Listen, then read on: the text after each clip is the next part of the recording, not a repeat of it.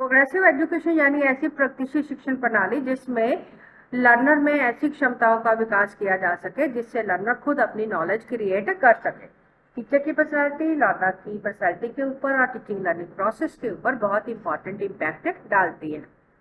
अगर learner teacher की personality को एक्सेप्ट करता है और टीचर भी लर्नर के प्रति एक पॉजिटिव रिगार्ड रखता है तो इससे टीचिंग लर्निंग प्रोसेस के लेवल में इम्प्रूवमेंट आती है और क्वालिटी में भी इम्प्रूवमेंट आती है। हम बात कर रहे हैं डेविड हंट के कंसेप्चुअल सिस्टम मॉडल की यानी वैचारिक प्रणाली शिक्षण प्रतिमान की। और ये मॉडल बात करता है इंटीग्रेटेड कॉम्प्लेक्सिटी और इन्वायरमेंटल ऑप्टिमल इन्वायरमेंट के मैच की।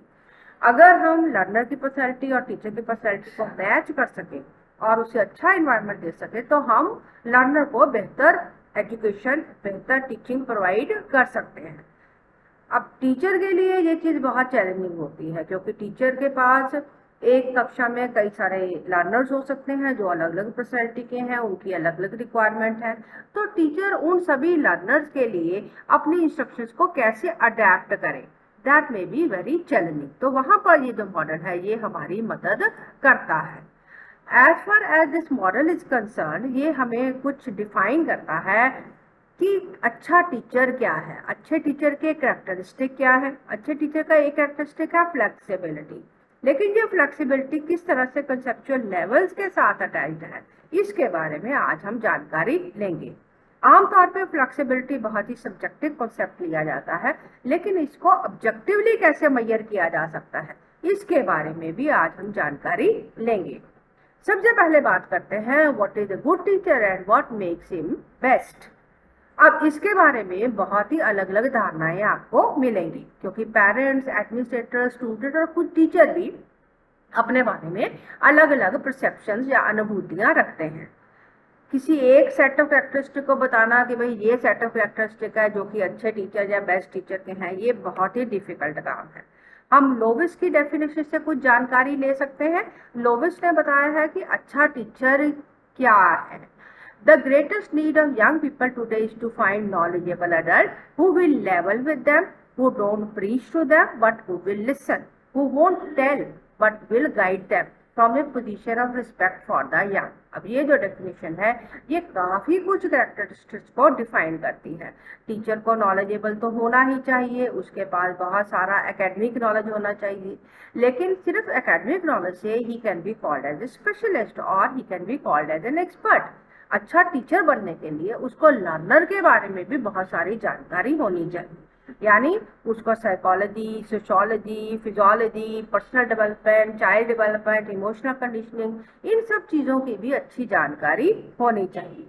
टीचर ऐसा हो जो सिर्फ प्रीच ही ना करे, भाषण ही ना दे, वो लर्नर की बात को भी सुने। लर्नर की बात को सुनने से टीचर का लर्नर में ट्रस्ट बनता है, लर्नर उनको ज़्यादा बेहतर तरीके से एक्सेप्ट कर सकते हैं। टीचर लर्नर के बारे में अवेयरनेस क्रिएट करता है। तो इस तरह से टीचर और लर्नर के बीच में अच्छा संबंध बनता है। टीचर सिर्फ बताए ही नहीं, टीचर उनको गाइड करे। गाइड करने से टीचर लर्नर में अच्छा सेल्फ कॉन्सेप्ट डेवलप कर पाता है। और इसके साथ साथ टीचर ऐसा हो जिसको लर्नर सम्मान के साथ देखे, यानी he should look at teacher from A position of respect, यानी टीचर रोल मॉडल हो जिसके साथ लर्नर आइडेंटिफाई कर सके। इन्हीं कैरेक्टरिस्टिक को थोड़ा और बताया है कर्कहॉफ और हैनकॉक ने, जिन्होंने इन कैरेक्टरिस्टिक को लिस्ट डाउन किया है। They say that teacher is one who is open यानी खुले दिल और दिमाग का है, एम्फेटिक है यानी प्रभावी है, फ्रीडम गिविंग है यानी लर्नर को आज़ादी देने वाला है, मेंटली हेल्दी और इमोशनली स्टेबल है, कॉम्पिटेंट और कॉन्फिडेंट है। कॉम्पिटेंट और कॉन्फिडेंट होने से फायदा क्या होगा कि टीचर हमेशा सिर्फ अथॉरिटी फिगर ही नहीं रहेगा, टीचर लर्नर के साथ better adjustment at mutual level कर पाता है। He should be understanding, warm, trusted, secure and he should be flexible, जिसके बारे में आज हम डिटेल में जानने वाले हैं। Sensitive, well balanced, concerned, mature, responsive, relaxed, high moral standard and of course he should have great sense of humor, यानी टीचर ऐसा हो जो कि लर्नर के अनुसार बदलाव ला पाए, अच्छे मॉरल स्टैंडर्ड्स का हो और उसके साथ साथ थोड़ा ह्यूमरस भी हो। अब इन्हीं सब चीजों में से फ्लेक्सिबिलिटी को हम ज्यादा डिटेल में पढ़ने वाले हैं। तो फ्लेक्सिबिलिटी क्या है? Flexibility is a force to attempt change, यानी बदलाव लाने के लिए आप में कितना बल है, that is called as flexibility. Flexibility एक ट्रेट है, ये हमारी पर्सनैलिटी का एक गुण है जिससे हम स्पॉन्टेनियस एक्शन यानी कि स्वतः स्फूर्त क्रियाएं कर पाते हैं।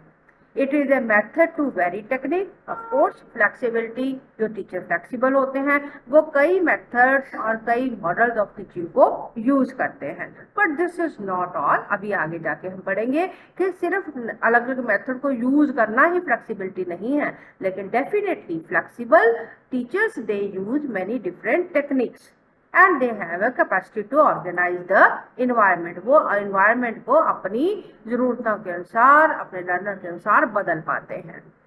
According to Joyce and Hartunian, the flexibility is the extent to which a teacher modifies his behavior in response to student behavior। यानी फ्लेक्सिबिलिटी का गुण किसमें है? टीचर में है, कि टीचर खुद अपने बिहेवियर को कितना मॉडिफाई कर पाता है as per the requirement of the student और as per the behaviour of the student.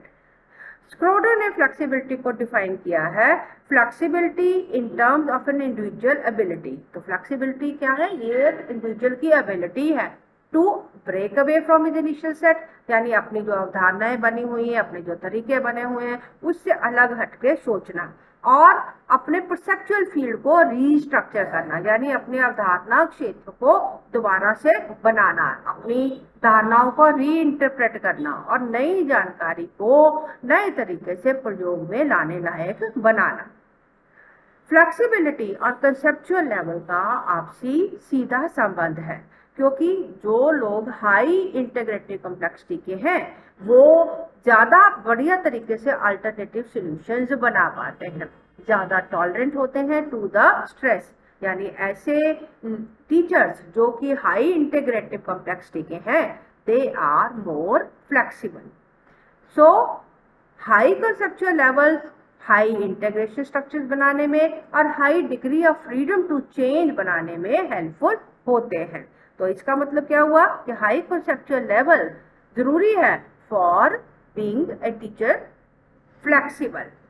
अब ये जो फ्लेक्सिबिलिटी है आमतौर पे इसको मेजर किया जाता है सब्जेक्टिव मेथड से, कि किसी टीचर को पढ़ाने में कितना आनंद आया, वो खुद अपने आप को कितना सक्सेसफुल समझता है और खुद अपने इमोशंस के सिवाय वो सोसाइटी का जो रिएक्शन है उसकी टीचिंग के बारे में उसको भी कंसीडर करते हैं, यानी उसके लर्नर उसके बारे में क्या रिमार्क्स देते हैं।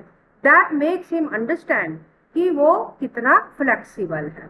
अब टीचर की जो फ्लेक्सिबिलिटी है इसको आप अगर टीचर को क्लासरूम में ऑब्जर्व करते हैं, क्लासरूम के बाहर ऑब्जर्व करते हैं, तो दोनों बिहेवियर में चेंजेस हो सकते हैं, क्योंकि इन्वायरमेंट का भी फ्लेक्सिबिलिटी के ऊपर इम्पैक्ट पड़ता है।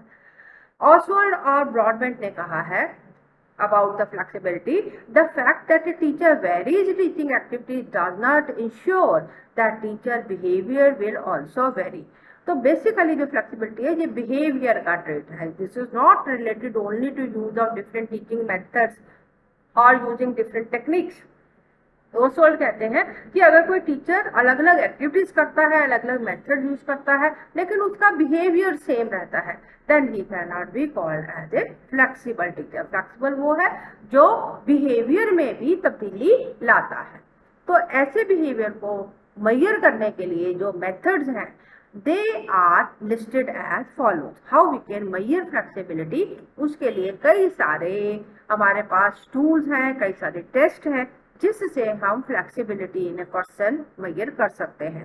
जैसे assessment of conceptual system functioning, यानी कंसेप्चुअल सिस्टम किस तरह से फंक्शन करता है उसको असेस करके हम जान पाएंगे कि कोई लर्नर, कोई टीचर कितना फ्लेक्सिबल है। इसमें दो टेस्ट मैंने मेंशन किए हैं, this I believe test and the conceptual system test.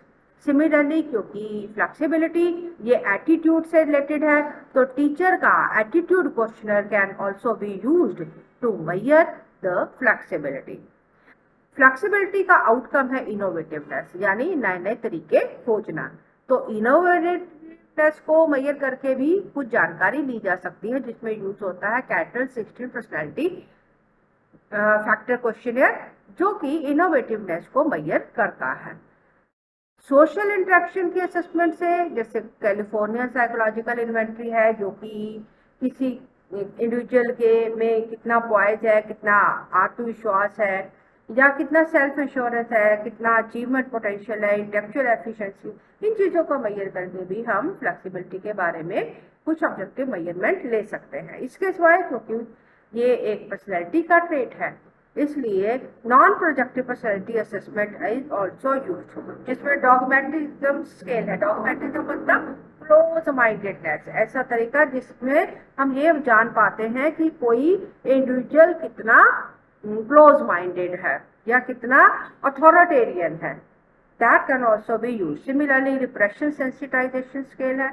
रिप्रेशर्स यानी कि ऐसे तरीके जिससे हम स्टिमुलस थ्रेटनिंग स्टिमुलाई को ब्लॉक करते हैं, और सेंसिटाइजेशन जो कि हमारी टेंडेंसी टू रिएक्ट को इंक्रीज करते हैं। जब भी हमें कोई समस्या आती है तो हम उसके प्रति कैसे रिएक्ट करते हैं, कैसे सेंसिटाइज होते हैं।